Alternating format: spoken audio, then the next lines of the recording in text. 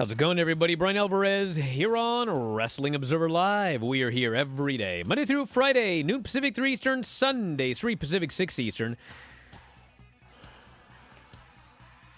Well, it's Tuesday here on this show. We got a lot to talk about here today, don't we? Raw was last night. Yeah, we'll do the Raw report and everything like that, but yeah, we got to talk about old Vince McMahon. Man, what timing for that Vice documentary tonight. Dave and I are on it. They've been promoting it like crazy. It airs on Vice TV at 9 o'clock midnight, and 3 a.m. Eastern. So depending on when you get a chance to watch any of these shows on Vice, if you're on the West Coast, 9 and midnight, it may be 6 o'clock. So 3 times that show is going to air tonight on Vice. I'm on it. Dave's on it. I saw the trailer. Vince Russo's on it.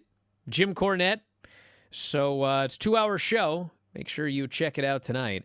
And, man, Wall Street Journal today comes out with another article on Vince McMahon and allegations and claims by Vince. So we're going to talk about that here today on the show.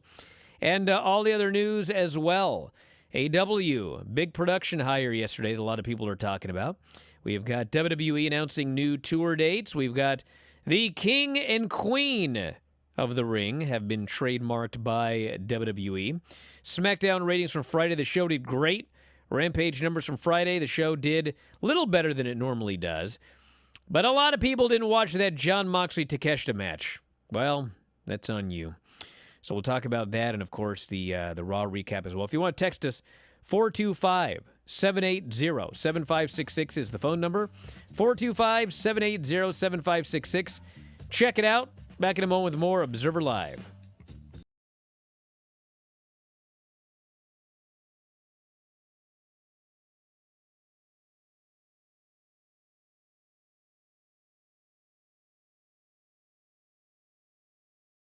Last year's Survivor Series. Question number 1. Where did WWE Survivor Series 2021 take place? A. Chicago, Illinois. B. Philadelphia, Pennsylvania.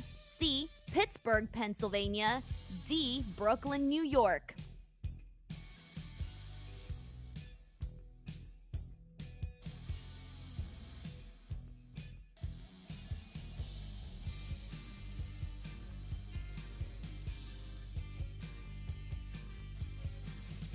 The correct answer we were looking for is Brooklyn, New York. The event was held at the Barclays Center. Question number 2. This Survivor Series celebrated the 25th anniversary of The Rock's WWE debut back at the 1996 Survivor Series.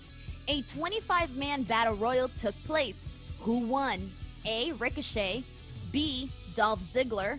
C. Montez Ford. D. None of the above.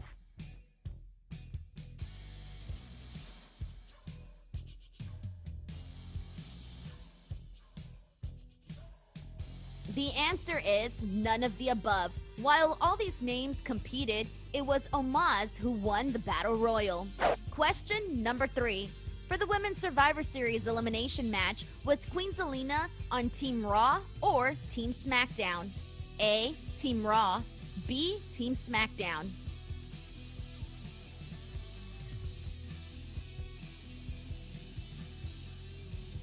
Queen Zelina was part of Team Raw along with Bianca Belair, Rhea Ripley, Liv Morgan, and Carmella. Question number 4. Who had the most eliminations in the Women's Survivor Series match? A. Toni Storm. B. Sasha Banks. C. Bianca Belair. D. Shayna Baszler.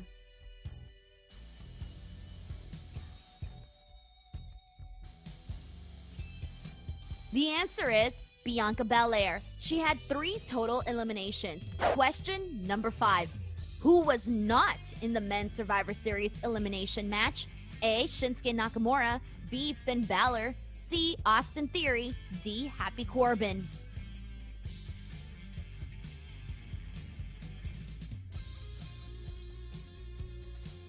The correct answer is Shinsuke Nakamura. He was not part of it because he wrestled Damian Priest that night on the pre-show. Team Raw was actually composed of Seth Rollins, Finn Balor, Kevin Owens, Austin Theory, and Bobby Lashley. They defeated Team SmackDown, which was composed of Drew McIntyre, Jeff Hardy, King Woods, Happy Corbin, and Sheamus. And that's a wrap for this Survivor Series trivia. Hope you guys had a good time playing. In the meantime, let's get back to Wrestling Observer Live.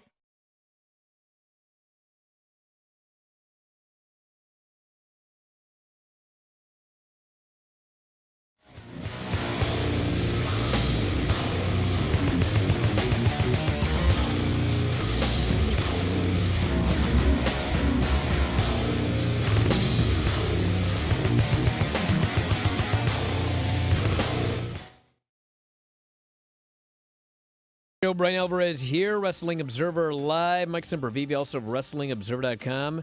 Very quickly, sticking to the top of my Twitter at Bryan Alvarez. Last 6 hours, the Whale Scout fundraiser. There's a lot of really cool non-wrestling related gifts for the whale lovers in your life. There's Whale Scout shirts, there's Whale Scout mugs, there's Whale Scout hoodies, there's Whale Scout coffee mugs. Lots of great stuff up there, and at 7 o'clock p.m., it's all over. So head up there while you can and grab some stuff, donate, support Whale Scout, and get a cool Christmas gift for the whale lover in your life. I'm sure we all have one now, don't we? Don't also forget that tonight at 9, midnight, and 3 a.m., it is the 9 Lives of Vince McMahon on Vice TV. I'm on the show. Dave's on the show. Others are on the show as well. And I hope that he's had his 9 and not 8, because he seems to think he's only had 8. Because what a coincidence. You know, this Vice documentary was scheduled to air several weeks ago, and it just happened to be scheduled for a night where AEW had been moved to Tuesday. So we had AEW and NXT on a Tuesday night, and this Vice show was going to run head-to-head. And I was like, man, no one's going to watch this show. So they pulled it from that date, and they booked it here for this date. And I don't know if they knew that there was going to be a Wall Street Journal article coming out today, or if it was just an amazing coincidence that the day that this thing was scheduled to air, we got a new Wall Street Journal article. But what incredible timing. Tuesday, Wall Street Journal published an article revealing McMahon's attorney received a demand letter from Rita Chatterton's lawyer on November 3rd, asking for $11.75 million in damages. Chatterton, who was the first female referee in WWE history, publicly accused McMahon of raping her in the back of a limo in New York in 1986. Also in November, McMahon's attorney received an email from a lawyer from a former spa manager who says that McMahon assaulted her at a California resort in 2011. The incident had not been reported in the media until now. Letter from Chatterton's lawyer states, Chatterton, quote, has suffered years of ongoing depression, substance abuse, disordered eating, lost income, and overall a decreased quality of life following McMahon's alleged rape. And there's more here. And talks about the spa manager, told her husband about the incident. Her husband drove to a WWE event with a baseball bat, tried to confront Mr. McMahon, but was turned away. I don't want to make light of this, but what? Like he showed up at the door with a bat and asked to see Vince, and they turned him away? That's what this sounds like here. The woman's lawyer has been in touch with Mr. McMahon's attorney since at least July. McMahon has told people he refuses to pay settlements to Chatterton or the spa manager. So, and there's more here about the past. And then we have this, which everyone's talking about today. Despite his retirement, McMahon remains WWE's majority shareholder. In the Wall Street Journal story that was published today, it is noted that McMahon has told people that he, quote, intends to make a comeback to WWE. McMahon feels that he received, quote, bad advice from people close to him and thinks the allegations would have blown over if he didn't step down. Well, these two new allegations suggest that wouldn't happen, but that's what he thinks. And then it goes on and on.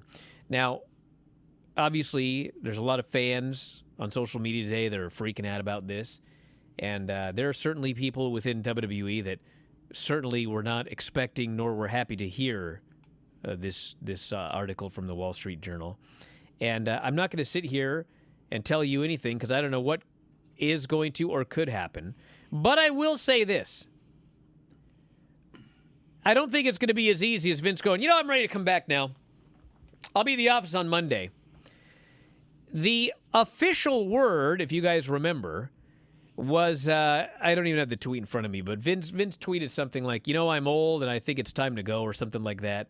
And then, officially they talked about how he had stepped down or whatever. But I seem to recall that that the reason that he voluntarily stepped down was that if he hadn't voluntarily stepped down, it was going to be done in a different manner.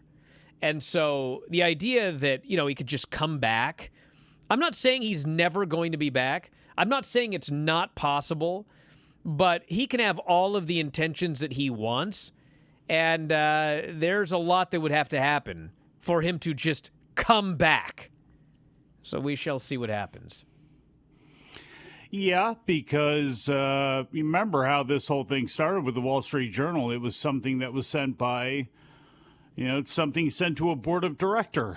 And, there we have this whole thing about the independent investigation that was going to look at the entirety of the company and see what the culture was and see all that sort of stuff, and we haven't heard anything about any of that stuff, any changes that are going to be made, anything like that. So you would figure if either they've quietly done what they've needed to do and everything's over with now and we're not going to hear about any changes, or they made changes quietly, whatever it is, you go ahead and you upset the apple cart by bringing Vince McMahon back in if he tries to force himself back in. And again, I don't know how this works as far as him being the majority stockholder and how he can leverage that to try to take over the company again, and what that would set off as far as the, Securities and Exchange Commission and other stockholders and all that sort of stuff.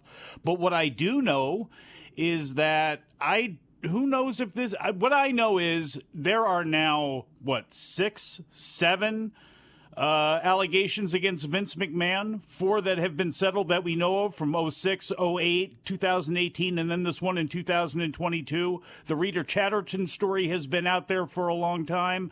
There is the Zanzibar story in Florida that ended up not going anywhere in 2006, a groping story, and a story where somebody that works at a spa says that he sent pictures, and as we found out later on, that is part of his MO in other NDAs that have apparently been signed. That's something he's doing. So now we have another situation with a spa in California where all of this happened. I mean, he can talk about trying to get himself back in all he wants. He may be right. He may be absolutely right, because you saw what the stock price did. Maybe people wouldn't have taken it seriously. Maybe it would have blown over. But at this point in the game, you're going to go ahead and bring back Vince McMahon. The thought of him coming back after all of this stuff, when there's still stuff that could very well be out there, is just insanity. Well, I think people need to remember as well that he didn't just step down due to allegations. He stepped down because he had used essentially company money to pay off $14.6 million. Women. So listen. Here, somebody asked me this question a few months ago, and it was a great question. This was after Vince had been gone for a while. And they were like, what is worse with Vince gone? Like, before Vince stepped down, the fear was a WWE without Vince McMahon, the stock's going to crater, the thing's just going to... Well, what happened when he left was it didn't crater. And in fact, if you look at every single solitary aspect of business... how much money they're making and their house show business and the ratings and blah, blah, blah. Yeah, I realize they had a bad quarter a little while ago, but in general, what is worse now than when he was around? If this were a situation where he left and things really did crater and then he wanted to come back, yeah, I can see them going, well, this is a publicly traded company. We have a requirement to our stockholders, et cetera. But, I mean... none of that happened. In a lot of ways, virtually everything is better now with him gone. So it's going to be pretty tough to go, hey, he wants to come back. Got more allegations against him. Used company money. But hey, he wants to come back. Let's do it. Back in a moment, Observer Live. It's time to play some trivia. How well do you remember last year's Day 1? Question number 1. Where did WWE Day 1 take place? A. Albany, New York. B. Boston, Massachusetts. C. Atlanta, Georgia. D. Atlantic City, New Jersey.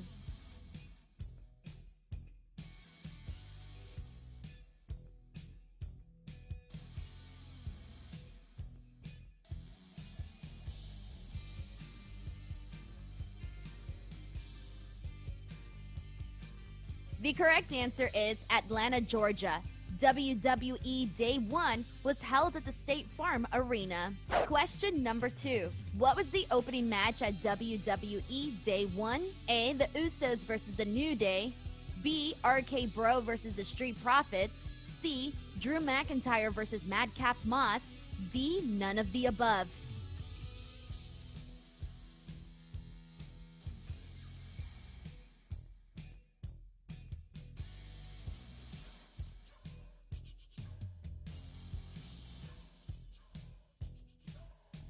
The answer we were looking for is the Usos versus The New Day. They kicked off the main card in which the Usos defeated The New Day to retain their WWE SmackDown Tag Team titles. Question number 3. True or false?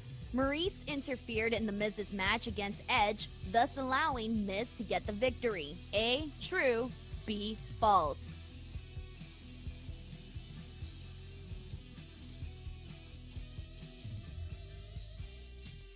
The answer is false. Maurice did distract the referee, but it was Beth Phoenix who came out and chased her away. Edge then hit the spear on Miz to get the victory. Question number 4. Which of these names was not in the Fatal 5-Way match for the WWE Championship? A. Seth Rollins. B. AJ Styles. C. Bobby Lashley. D. Big E.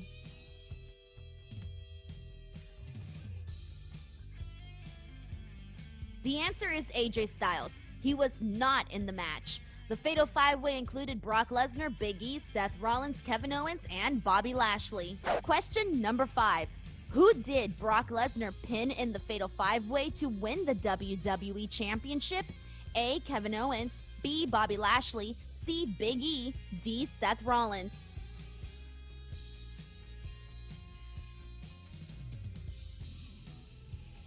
The answer is Big E. He pinned him to become the new WWE champion. Thank you guys so much for playing this trivia game. I'll catch you on the next video. In the meantime, enjoy the rest of Wrestling Observer Live.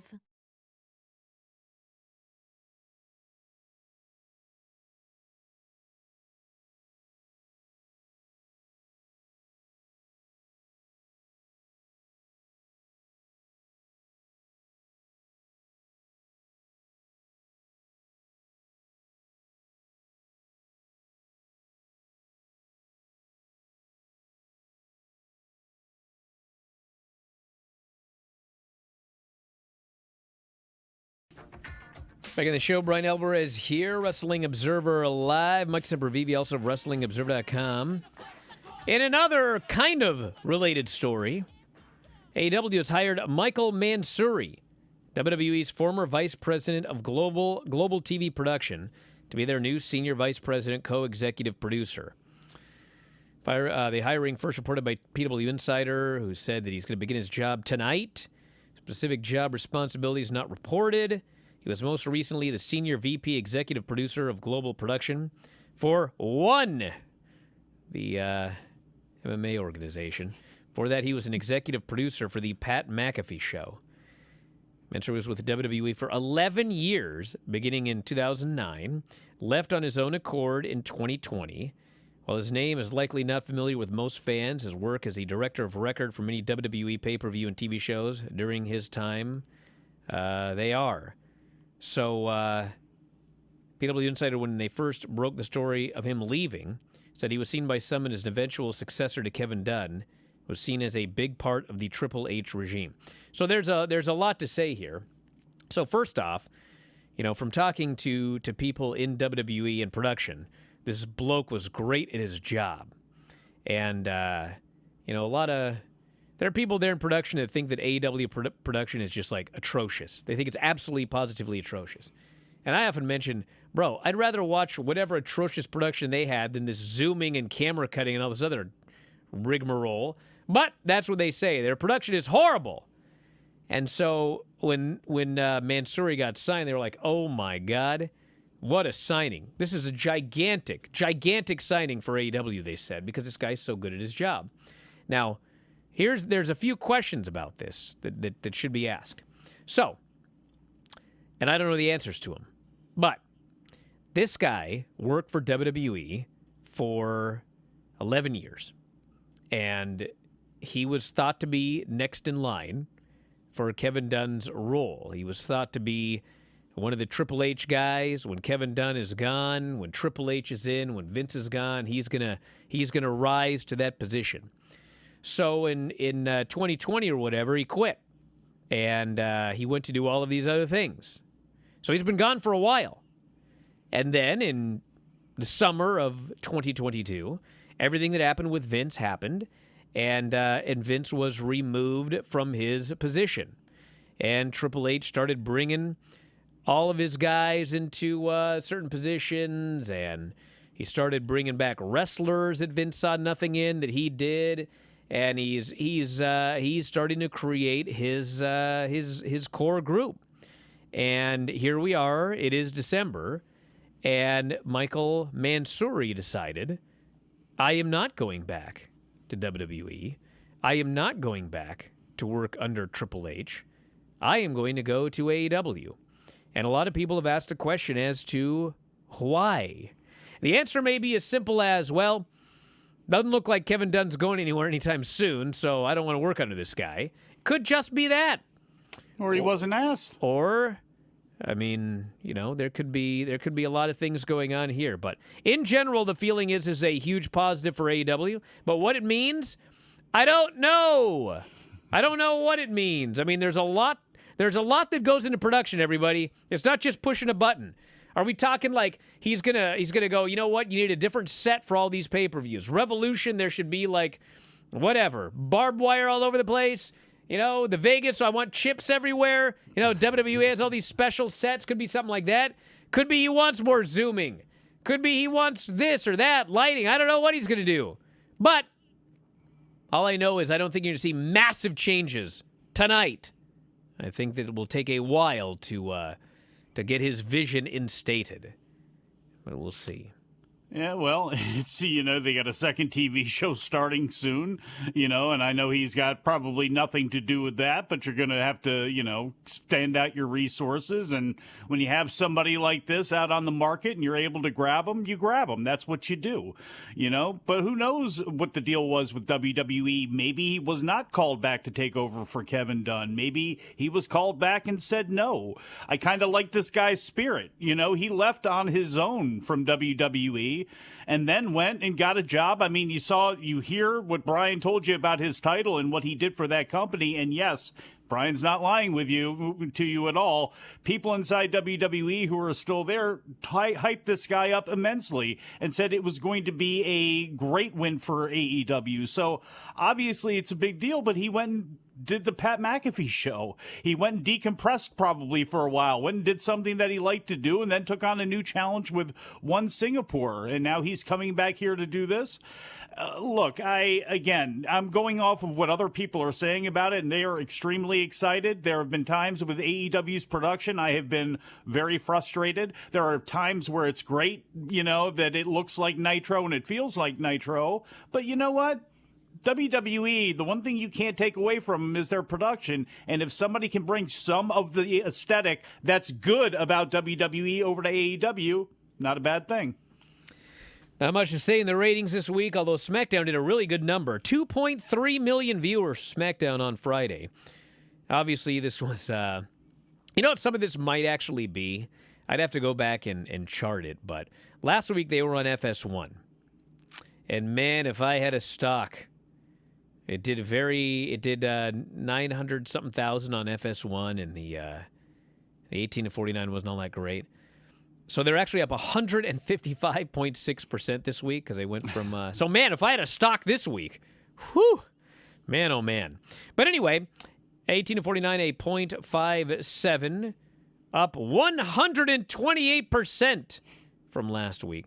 So basically my question is, and I'd have to go back, but, when they moved to FS1, their viewership is cut in half every time or more. And so I wonder if every time when they come back from FS1, they do a better than usual number because half the people didn't watch the show the previous week and tune in to find out what they missed, perhaps in larger numbers. But anyway, it did a very good number, and I have no other explanation because as a show, it was just a show. It was fine. And then Rampage did 457,000 viewers, which is up over 25% from the week prior. Highest total audience since October 21st. Although the demo was not great. It was a .11. And it was up from the previous week's record low. But still, it's a .11, which is not a great demo. But they were up in viewership, and it was a better show. So I guess we'll see what happens this coming Friday on Rampage if people liked it and decide they're going to give it another chance this week. So I don't know. They can put as many people on it as they want to. I know Tony's talking about reinvigorating it again, but it's still tough on Friday nights with the market that you have, what your demo is, and what your competition is, and the time slot that you're on. Again, I don't know. You can pop it even for a couple of weeks maybe, but I don't know if consistently there's an answer for the time slot. And then finally, they had the announcement that they're going to be touring June and July 2023. On Wednesday, June 28th, WWE is heading to Liverpool. Thursday, they'll be in Sheffield. The 29th, also in Dublin, Ireland. So they're doing a split crew. The Raw crew will be in Sheffield, and the SmackDown crew in Dublin. Newcastle, Friday, June 30th. And Sunday, July 2nd, they will be in Cardiff, Wales again, where hopefully Drew McIntyre could get a big victory this time, now that they're going back.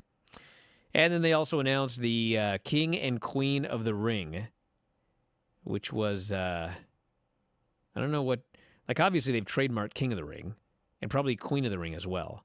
But now they have trademarked WWE King and Queen of the Ring.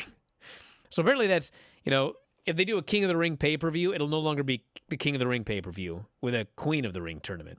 It will be King and Queen of the Ring.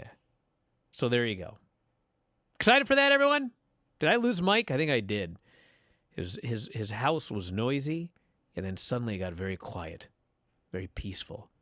I think that means that he likely dropped.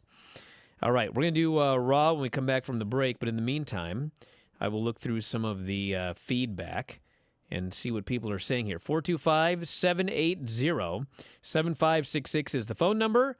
For text messages, 425-780-7566. Remember that short time when WWE is having words and graphics appear on the screen while people cut promos? Hopefully that doesn't go to AEW. I don't remember that. What was that? I remember every now and then somebody would cut a promo and there'd be creepy music in the background, which was goofy. But there were words and graphics on the screen? I mean, I would like to see when people are interviewed, like, their names appear on the screen. I think there should be more of that. But I remember that one. If you had to give a percentage as to the chance Vince returns, what would it be? I have no idea. But, I mean, it would be low. I mean, honestly, I'd say less than 10% now. I mean, I suppose that could change. But I find this to be quite unlikely for a lot of reasons. But who knows? Brian, in other news, congrats on scoring the second goal in the semifinals of the World Cup. Thank you. I appreciate that. I'm a more talented man than people are aware. This person here says, no joke. Oh, God. Got people talking about this Undertaker thing. Now's not the day to argue with me about whether Undertaker's supernatural voodoo in the 90s was cool or not. Now is not the day. Back in a moment with the Raw Report and more. Observer Live.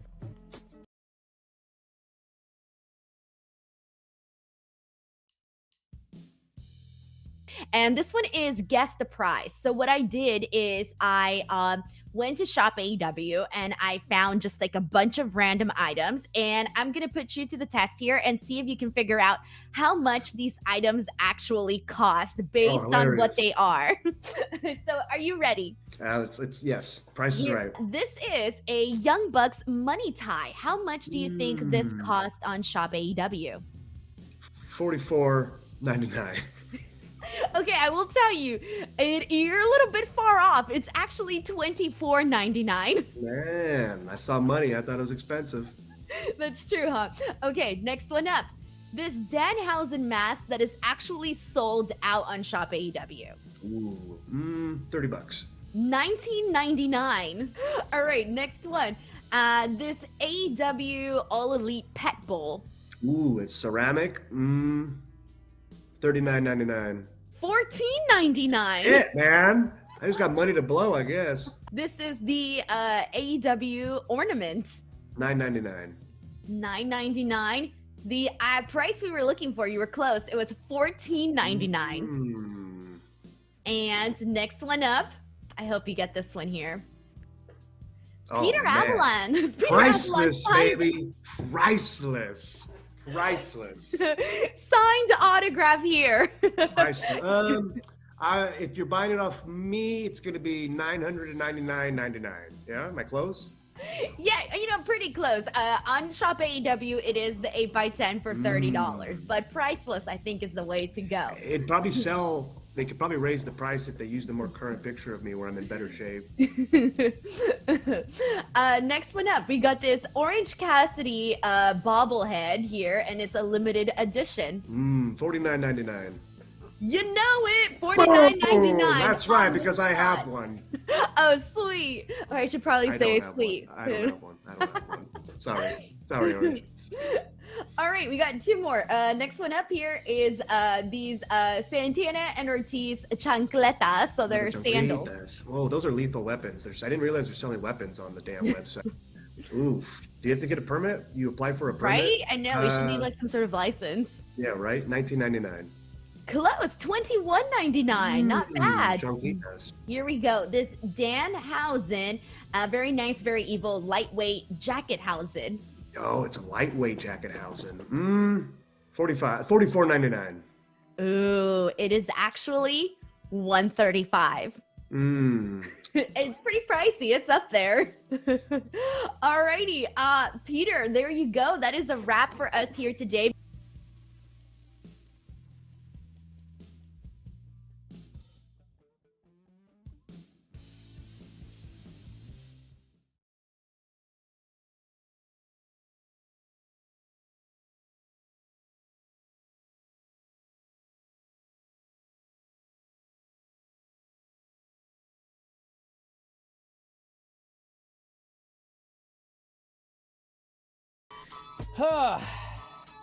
You all right? Back in the show, Bryan Alvarez here, Wrestling Observer Live. Chat getting at you? Like Sempervive. It's not the chat, it's just the Undertaker thing. No. Listen, he's a Hall of Famer, everybody. He's a Hall of Famer. But Booger dude, Red. I keep asking people, show me times when the stupid voodoo drew money. Like, the best anyone has ever come up with was the Ministry of Darkness, when the entire feud was built around Steve Austin and Vince McMahon well, no wonder that drew.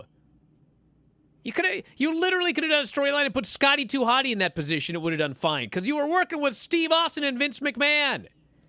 Outside of that, find me one time when magic and voodoo has drawn in professional wrestling. Wait, Brian, there was Papa Shango and in Ultimate Warrior, right? Died. There was Ultimate Warrior and Hulk Hogan seeing the reflection in the mirror. Died. I don't want to even think any more than that.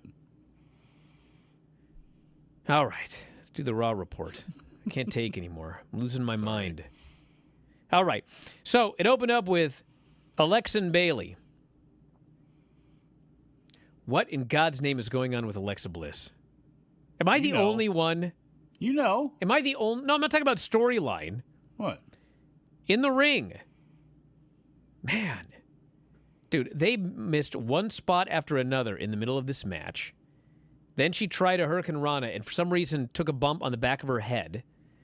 And then it was just, this match was not good. And she looks like she doesn't care, which it kind of is half the storyline, is that she doesn't care, she's not into it. But like, when you're doing so good at not caring that I don't believe you care, there's a problem here, right? Well, I thought this match was bad.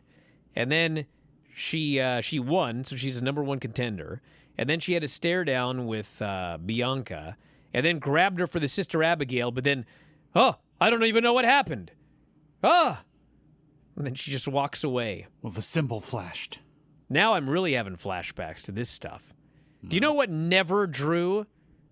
Alexa Bliss is the female fiend. Did you ever get one of those big oversized jack-in-the-boxes for the playroom? Got one in the corner of the studio? No, but I'll never forget the first day that Paisley spun that jack-in-the-box. And I got the camera out, and I didn't tell her what was going to happen. Did the same thing with Hanalei, and it was awesome. Hanale's reaction was actually great because she's turning the thing and looking at it, and all of a sudden the thing pops out, and at first she just jumped, and then she looks at me and she just goes, whoa. She was all ready to do it again. Then, Alpha Academy promo, which set up a match with Chad Gable and AJ Styles, which came up next. It went 9 minutes, and you'll never guess, it was really good, but it only went 9 minutes. And then Styles, this is something they've been doing lately. I don't know if it's just me or if it's just this week. No, I am in tune with the current product. Don't tell me that, Fibergrass. I'll ban you. I will ban you, okay? I will ban you if you act like I'm some weird aberration and I'm the only guy that doesn't like Alexa Bliss as the female fiend, okay? I will ban you. If you like it, that's fine. But do not make this overall thing that I'm some weird old man that doesn't get it, okay? Don't do it. Do you understand? It's usually the DJ, weirdest I'm of giving the you old men who permission. really like it. I don't want to hear it. I don't want to hear it. And I don't like to drop the ban hammer on the chat. But I looked up at the wrong time, okay? Look at you empowering DJ. Yeah. Now, last couple of shows, I don't know what's up, but I've seen this finish in several matches where they're just doing a match and then it's over.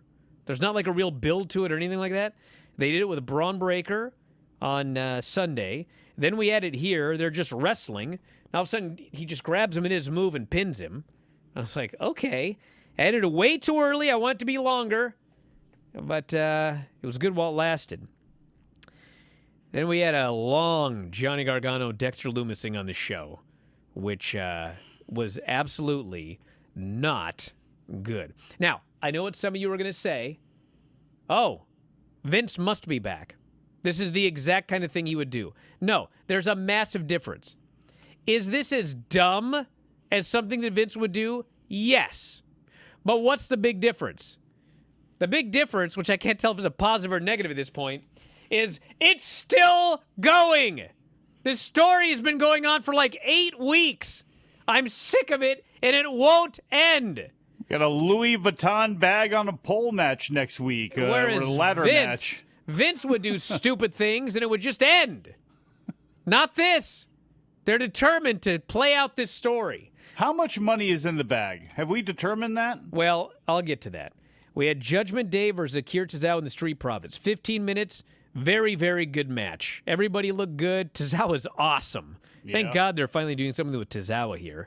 And, of course, in the end, he got pinned by Dom, who is the biggest heel on this show by miles. By miles. This guy gets in the ring, and he's hated every time. And he got the pin, and these people were so angry. So, yeah, the Johnny Gargano, here's where we are in this story. Dexter and Johnny have gotten money from Miz. That Miz owed Dexter for pretending to stalk him to make Miz seem like a bigger Hollywood star. So they're spending the money, and they bought Christmas presents. They bought all the merch, and they're handing it out to children for like an hour. Miz shows up, and he tries to steal the bag back, and Adam Pearce comes out and goes, no, it's not your money. You lost it. Give it back. Miz then does a sob story about having no money. To their credit, Johnny Gargano then says, bro, don't try to convince us that you have no money, that your life savings is in this stupid bag. We know you're rich. We've seen your show. What are you trying to pull here? Miz then explains, you know what? You're right. I am rich. But my money is not liquid. And on top of that, my wife gives me an allowance. So they tell him, well, why don't you get your wife to give you your allowance early, and we'll put Dexter's bag of your money and your bag of money up in the air, and we're going to have a ladder match. Winner takes all. So, like, you know, maybe in a vacuum, you're like, okay, well, you know, this is all making sense. It's all playing out. But let's get out of the vacuum. We're going to have Miz and Dexter Lumis in a ladder match for 2 bags of money?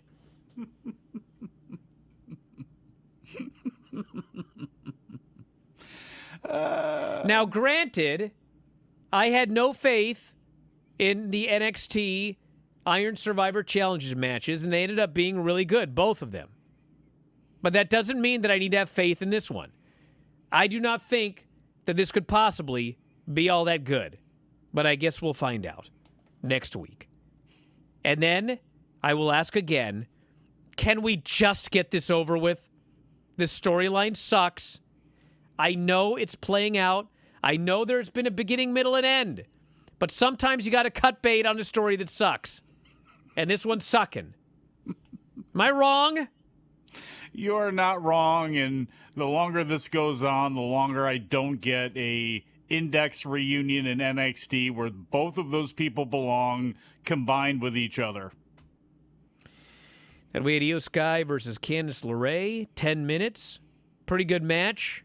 Io moonsaulted her again. It's just like out of nowhere. They did a match. She hit her with a move. She starts dragging her to the corner. She goes up top. You're waiting for Candice to jump up and chop her legs or whatever. Nope, she just kept going and did her move and pinned her. I like it. It's all good. Right. Okay, whatever. I mean, it wasn't a bad match at all. Just came out of nowhere again. I'm counting. We need levels in that company. You know what I'm saying? We need guys who can look. That's one of the biggest problems with Austin Theory is the fact that they don't have enough people, like as you go up a mid-card, that actually have any credibility to beat. You know, I'd like to think that Candice LeRae is somewhere on the chart where, yeah, she's going to beat Dana Brooke every time out. But you know what? When you have one half of the women's tag team champions, okay, good. Io Sky is a little bit above that. There's nothing wrong with actually, you know, evening all that out in the card because that's one thing they've been missing. Then we had the greatest segment on Raw in months, perhaps years. Yes. When Kevin Owens is doing this promo. And who should interrupt him but Elias? And that look that I had on my face a few minutes ago was the exact same look that Kevin Owens had on his face when this guy had the nerve to come up with him and ask if you would watch his back tonight. And Kevin Owens was so gobsmacked, and he lost his mind.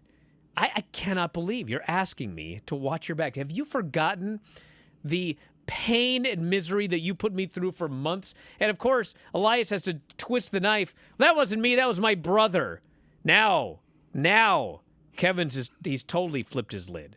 And then he points out, you know, even if none of that ever happened, the last time we were in the ring together, you hit me with a guitar. You broke a guitar over my head. Now you want my help? He storms off. Elias has a look at his face like, might have been a bad time to ask.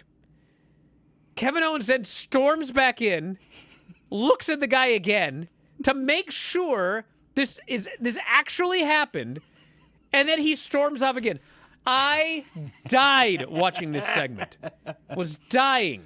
And know what you left out? You know who was subtly brilliant in all of it? Kathy Kelly's awesome. Because Kathy Kelly, as Owens was looking over, just dumbstruck, and she's looking over at Elias too. Everything about it was perfect. So then Elias goes to the ring for a match with Solo Sikoa.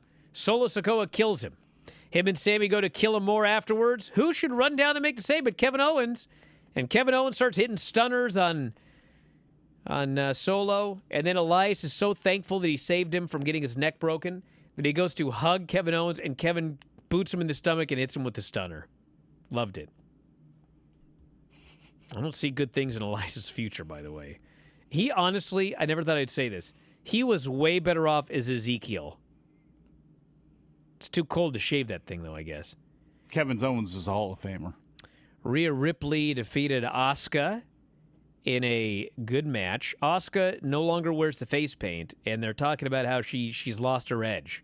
So, hopefully they're not turning her heel as well, because we're already going that way with Alexa. But she was more violent here. And then finally, Dom jumps up on the apron, and she sprayed mist in this guy's face, and this place went nuts. They were so happy to see this guy get misted, and he's selling it like he's blind and he can't see. But then poor Asuka turns around, gets rip-tided, which is not a word, and pinned. What, rip-tooed? Rip-teed? She got rip-tided. Yeah, she did. And pinned. Hey, how many women are going through character transition right now? Too many. You got Alexa, you got Nikki, there is a bunch of women going through Probably this as right many now. as are changing in AEW right now, actually. Because they've had about Lacey. 85 different turns. And then we had, of all people, he's back. Dolph Ziggler threatens Theory. Brother, I saw it. I'm over it. Why are we going back to this? Especially because the main event is Seth Rollins, Bobby Lashley for the #1 contendership. Good match. 12 minutes. These guys are great. So Lashley almost runs over the ref. The ref bails outside to not take a bump, but then he twists his ankle like an idiot. And then Lashley spears Seth Rollins. The ref is too slow to count. Lashley is furious. He goes for another spear. He gets pedigreed out of thin air, pinned. I guess I don't know if the air was thin, but that doesn't matter. He got pinned. And then afterwards, he's angry at the referee. He's screaming at him. Another referee comes down. He accidentally hits this referee. Pierce comes out, and he's furious, and he's cutting a promo on Lashley. Lashley shoves this guy, gets fired. Yes, I realize he shoved Adam Pierce, but he shoved him because his whole thing is so dumb that he accidentally hurt a referee and was told if you accidentally hurt one again, you will be in big, big trouble. I don't like this story. Back in a moment, Observer Live.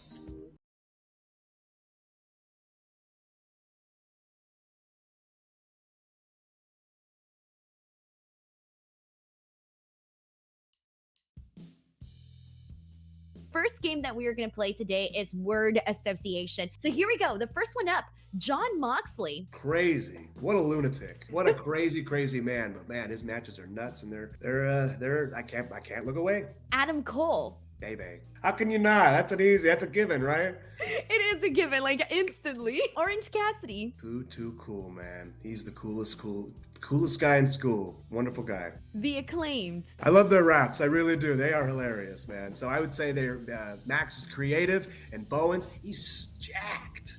Darby Allin. Let me change the word. I said crazy about John. Darby's a lunatic. A lunatic. What's the craziest thing you've seen him do? Exist. His entire existence is kind of nutty. Adam Page. I guess I more so just have a story that he's a very, very sweet. He keeps to himself, but anytime we've passed by, he's the first one to say hello, looks me in the face, and he's just, just the way he treats people is very endearing. So I can't get enough of Adam Page. So to see his success is wonderful, and I love that he was champion, and he was my champ. Brandon Cutler. Piece of shit. Danhausen. I do like that he's like a cartoon character, and I feel like I'm his Snidely Whiplash. You know what I mean? I'm kind of be his cartoon counterpart. Nobody else has a cartoon face like, I guess, Peter Avalon. Bryan Danielson. Best. The GOAT. And last one, Chris Jericho. Man, another one of the GOATs. I guess he had it on his butt and all embroidered and everything, and I guess Bryan looks like a goat, so only one can be the GOAT. I'll say Danielson's the GOAT and Jericho's the best. I love it. Alrighty, so thank you so much for doing this word association with me. But before we go, please tell the people where they can support you, where they can find you, where they can watch your stuff, and all of that. You can catch me twitter.com/Pavalon, Instagram.com/PPA all day. I have a website, peteravalon.com. You can see me kicking ass at New Japan. That's right. I'll be there November, December when we're out in LA. You can see me on AEW. I just had my match with Brandon Cutler. So go back, review that, see how incredible I am in victory. Catch my show, Championship Wrestling. And just keep a lookout for Big P.